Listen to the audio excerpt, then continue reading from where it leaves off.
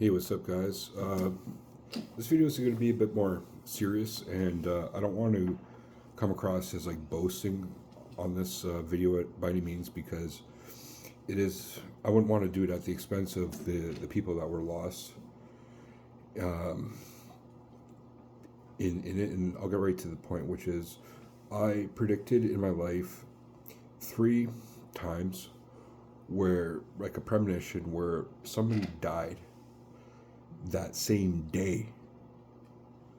Like, it wasn't just like I like thought about it and like it happened like a month or two or a year later. It was the same fucking day.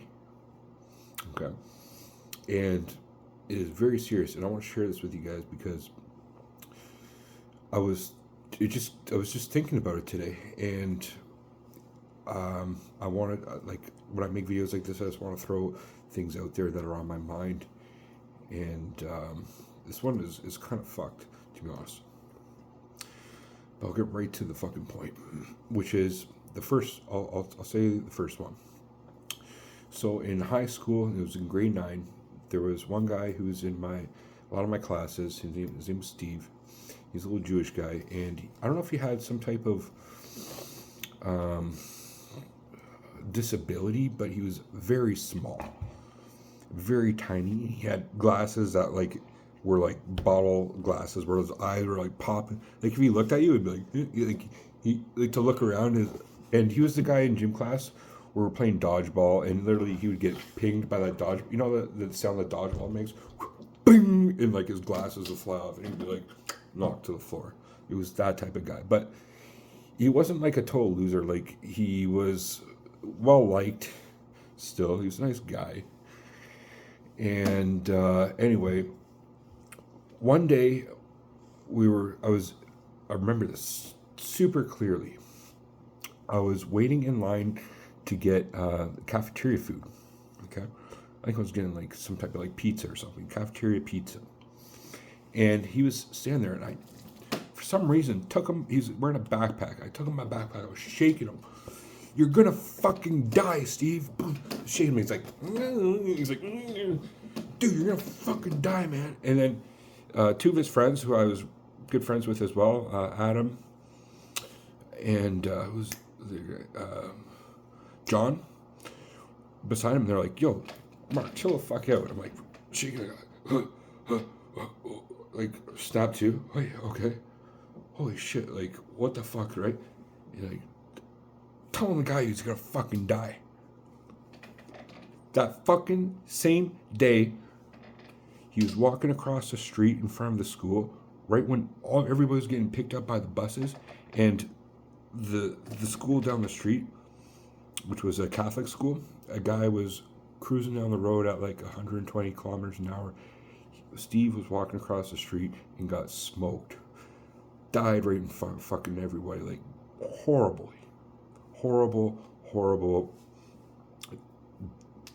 scene.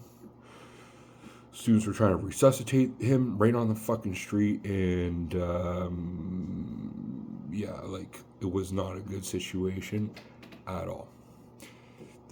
So that night, my friend Irfan called me up and was like, I know you're friends with Steve, and told me the situation. I was like, what the fuck? Like, literally, I told that guy today he was gonna fucking die. How was that possible? Something within me knew it and was trying to warn him. That's what I'm trying to think. Anyway, that's the first one. There's 3. Now, not all of them are necessarily premonitions or predictions, but listen to the second one, because it's equally as fucked. Okay, I was about 10 years old, and I was part of like this where before school, I would get dropped off by my parents and stay there before school until school starts, and then I would walk to school, and then I would go for lunch there, and then go back to school, and then after school go there, and then wait until my parents, who were teachers, got off work to come pick me up at around 4 or 5 o'clock. Okay.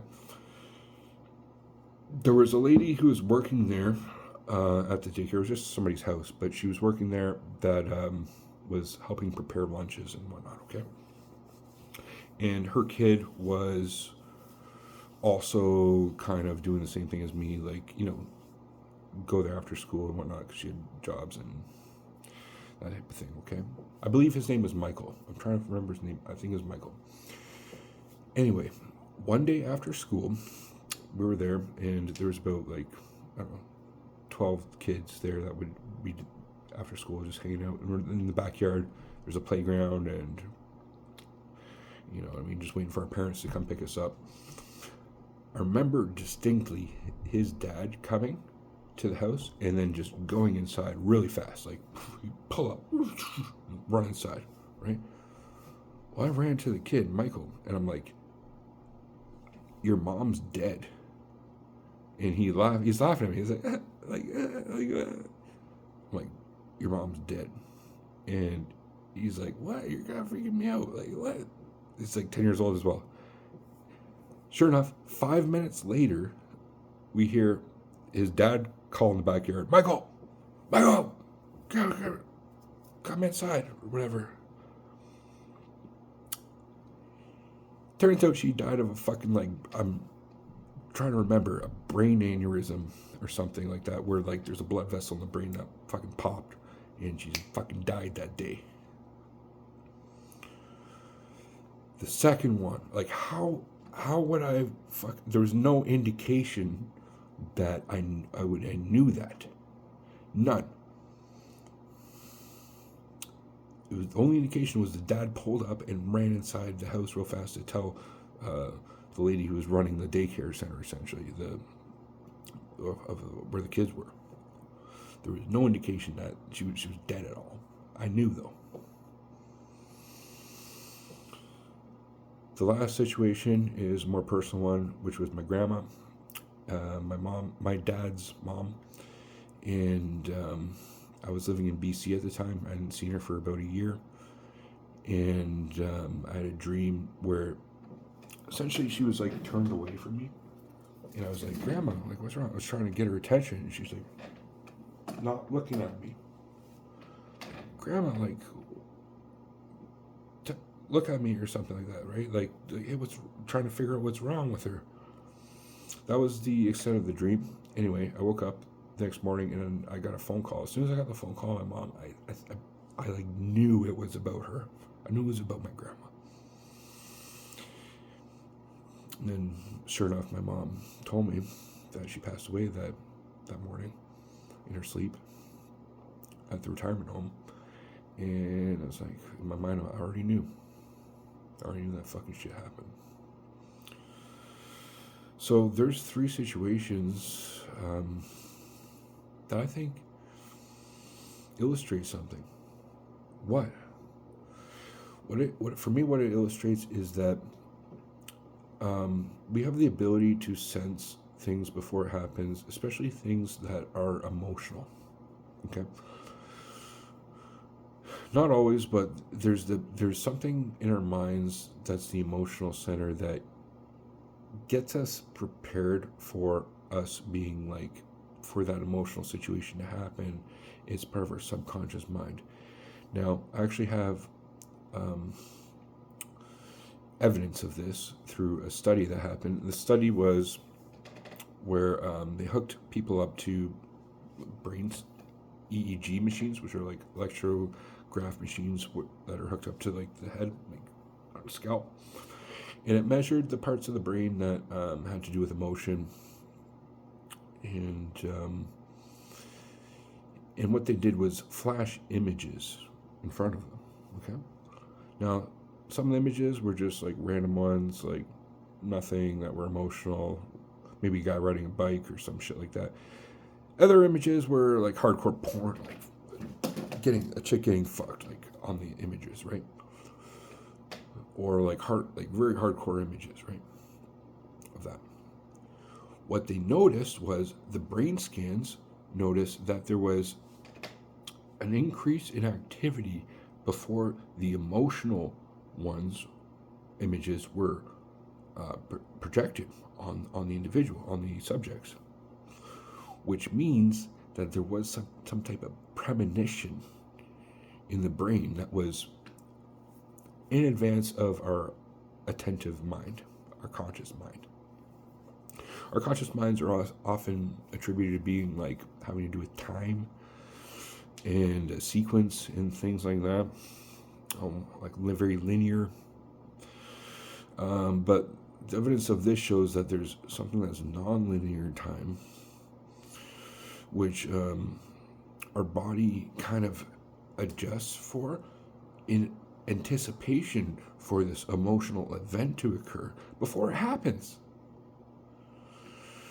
Now, this is my reasoning on what I experienced for the first one, the one with Steve, the guy got hit by a car. What I believe was happening there was my body, when I saw him in line, knew that something was going to happen. It was like a warning to him that was like, dude, like, something's going to, I was shaking him, trying to wake him up. You're going to fucking die, man. Like, literally, this little guy who was like 4'8", 4'8" little tiny guy, bottleneck glasses, like, tiny little guy. I was shaking the fuck out of him, being like, dude, you're gonna fucking die. And he did, that same day.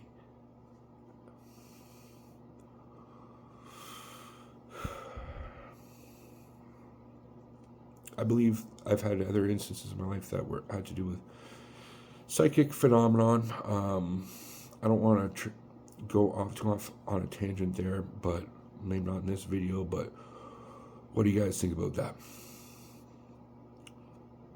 What do you guys think about the other example where I told the fucking kid that his mom fucking died before anybody else, and he was laughing at me, like not believing me, and then his dad called him to tell him 5 minutes later that she actually did fucking die.